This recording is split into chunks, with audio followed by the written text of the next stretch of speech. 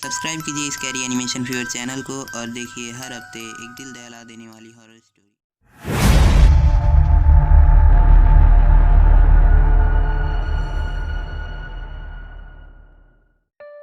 सच्ची घटना पर आधारित ये कहानी है फारूक की। अपने दादाजी की मौत के बाद मैं अक्सर उनकी याद में उनके कब्र के पास जाकर घंटों तक रोया करता था, पर मुझे ये नहीं पता था कि ज़िंदगी मुझे एक अलग मोड़ पर ले जाकर खड़ा कर देगी, जिसकी शायद मैंने कभी कल्पना भी ना की हो। एक रात जब मैं अपने दादाजी की कब्र के पास खड़ा था, तभी अचानक मेरी नज़र कब्रिस्तान की दूसरी तरफ गई। वहाँ एक बेहद खूबसूरत लड़की खड़ी थी।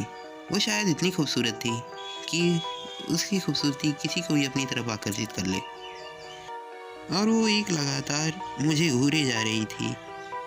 और अब जब भी मैं कब्रिस्तान जाता था तो वो लड़की मुझे हमेशा उसी जगह खड़ी दिखाई देती थी। और अब मेरे साथ अजीब सी घटनाएं घटने लगी। जानवरों के रोने की वो बेहद खौफनाक आवाज़ें मेरे दिल को दहला देती थी। और रातों में कभी कभी तो मुझे ऐसा लगता था कि कोई मुझे पुकार रहा है, पर जब मेरी आँख खुलती थी तो मैं बेहद डर जाता था, क्योंकि वहाँ पर कोई भी नहीं होता था। और एक रात जब मैं कब्रिस्तान गया तो मैंने दोबारा उस लड़की को देखा। मैंने सोचा कि अब शायद मुझे उससे बात कर लेनी चाहिए, पर जैसे ही मैंने उसकी तरफ देखा तो वो वहाँ से गायब हो गई। और इन सब के बाद मैं बहुत ज़्यादा डर गया था, पर थोड़ी ही देर बाद मुझे एक आवाज़ सुनाई दी। तुम मुझे इतनी आसानी से नहीं पा सकते। पहले तुम्हें भी उतना ही तड़पना होगा जितना कि मैं तुम्हारे लिए तड़पी हूँ। हालांकि ये बात मुझे समझ में नहीं आई, और अब मैं कब्रिस्तान से बाहर आ गया। अभी भी मेरे दिमाग में वही बात घूम रही थी।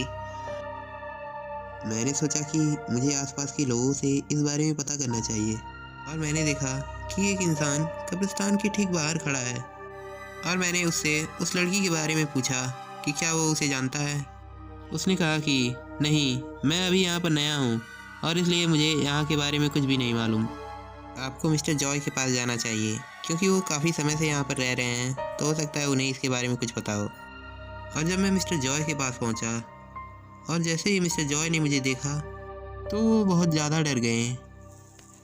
तो उन्होंने डरते हुए कहा, ऐसा ऐसा कैसे हो सकता है? तुम तो मर चुके हो। मैंने कहा, आप ये क्या बकवास कर रहे हैं? मैं तो जिंदा हूँ।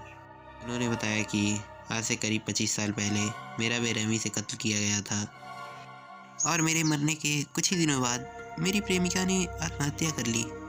हो सकता है कि ये तुम्हारा पुनर्जन्म हो, पर मेरी आंखें धोखा नहीं खा सकती, क्योंकि तुम्हारी लाश को मैंने अपनी आंखों से देखा था। और मैं वहाँ से वापस अपने घर आ गया। मैं बहुत थक चुका था, इसलिए मैं सोने चला गया।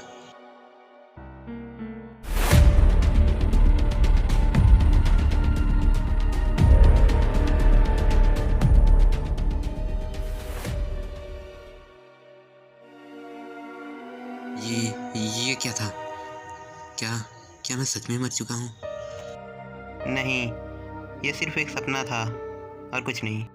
फारूक, मेरे पास आओ, हम हमेशा साथ रहेंगे।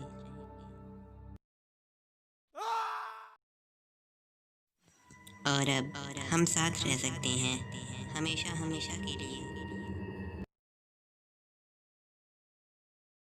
हाय एवरीवन, आई होप कि वीडियो अच्छा लगा होगा, तो प्लीज़ यार लाइक कर दो, और चैनल पे नए हो तो प्लीज़ यार चैनल को सब्सक्राइब कर लो। साथ ही साथ नोटिफिकेशन बेल को भी दबा लेना, ताकि लेटेस्ट वीडियोस की नोटिफिकेशन तुम तक पहुंच सके सबसे पहले। तो अब मैं आपसे बात करूंगा अगली वीडियो में।